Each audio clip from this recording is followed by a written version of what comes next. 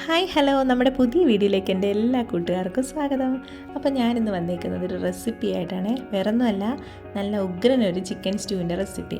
ഇത് ഞാൻ ഉണ്ടാക്കിയതല്ല കേട്ടോ. ആദ്യം തന്നെ പറയട്ടെ, ഇതെൻ്റെ നാത്തൂൻസ് ഉണ്ടാക്കിയതാണ്. കഴിഞ്ഞ ദിവസം ഞങ്ങൾ വീട്ടിൽ പോയിട്ടുണ്ടായിരുന്നെന്ന് പറഞ്ഞില്ലേ, അപ്പോൾ അവൾ ഉണ്ടാക്കുന്നത് കണ്ടപ്പോൾ എനിക്ക് തോന്നി അവളുടെ സ്റ്റൈൽ നിങ്ങളെയും കൂടെ ഒന്ന് കാണിച്ചു തരാമെന്ന്.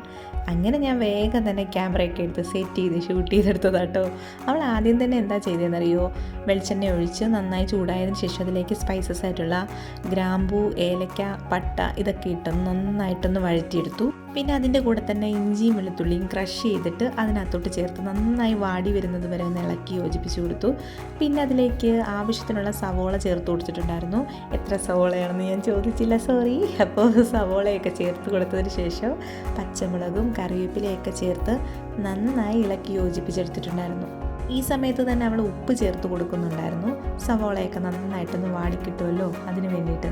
അങ്ങനെ ഉപ്പൊക്കെ ചേർത്ത് ഇളക്കി യോജിപ്പിച്ച് കൊടുത്തു. പിന്നെ അതിന് ശേഷം അതിലേക്ക് ചേർത്ത് കൊടുത്തത് നമ്മുടെ ക്യാരറ്റും കിഴങ്ങുമായിരുന്നു കേട്ടോ, ഉരുളൻകിഴങ്ങും ക്യാരറ്റും ഒക്കെ ചേർത്തതിന് ശേഷം നന്നായി തന്നെ അതൊന്ന് യോജിപ്പിച്ച് കൊടുത്തിട്ടുണ്ടായിരുന്നു. പിന്നെ അതിനകത്തേക്ക് അവൾ ചേർത്ത് കൊടുത്തത് ചിക്കനായിരുന്നു. എൻ്റെ ഒരു മിസ്റ്റേക്ക് നോക്കണേ, ഞാൻ ചിക്കൻ ചേർക്കുന്നത് ഷൂട്ട് ചെയ്യാൻ വിട്ടുപോയി. അപ്പോൾ ഇതിനോടൊപ്പം തന്നെ ചിക്കനും ഒക്കെ ചേർത്ത് നന്നായിട്ടൊന്ന് വഴറ്റി യോജിപ്പിച്ചതിന് ശേഷം രണ്ടാം പാൽ ഒഴിച്ചു കൊടുത്തതിന് ശേഷം നല്ല രീതിയിലൊന്ന് ഇളക്കി യോജിപ്പിച്ചെടുത്തിട്ടുണ്ട്. അപ്പോൾ നമ്മുടെ ചിക്കൻ ആദ്യം ഞാൻ പറഞ്ഞല്ലോ, വഴറ്റുന്ന സമയത്ത് ചിക്കൻ ഇട്ടിട്ടുണ്ടായിരുന്നു. അപ്പോൾ ഇതിലേക്കാണ് നമ്മൾ രണ്ടാം പാൽ ഒഴിച്ചു കൊടുത്തത്. പിന്നെ ഇതിനകത്തേക്ക് ചേർത്ത് കൊടുത്തത് ഗരം മസാലയും കുരുമുളക് പൊടിയാട്ടോ. അത് നല്ല രീതിയിലൊന്ന് വിതറിയതിന് ശേഷം മുകളിൽ കുറച്ച് കറിവേപ്പിലയും കൂടെ ചേർത്തതിന് ശേഷം നന്നായിട്ടൊന്ന് കുക്ക് ചെയ്യാൻ വേണ്ടി അടച്ച് വെച്ചിട്ടുണ്ടായിരുന്നേ.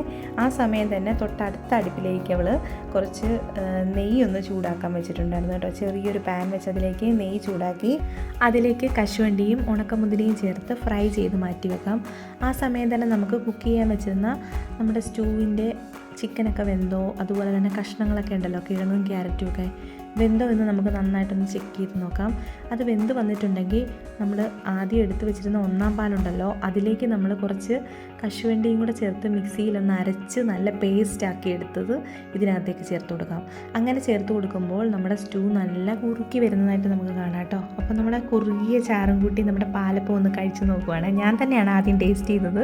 നല്ല അടിപൊളി ടേസ്റ്റ് ആയിരുന്നു കേട്ടോ. ആവശ്യത്തിനുള്ള എരിവും അതുപോലെ തന്നെ നല്ല സ്വാദുമുള്ളൊരു സ്റ്റൂ തന്നെയായിരുന്നു ഇത്. അപ്പോൾ ഇതിനകത്തേക്ക് നമ്മൾ വറുത്ത് വെച്ച് അണ്ടിപ്പരിപ്പും കശുവണ്ടിയും ചേർക്കാൻ മറക്കരുത് കേട്ടോ. എന്നാൽ ശരി, okay, bye bye, see U.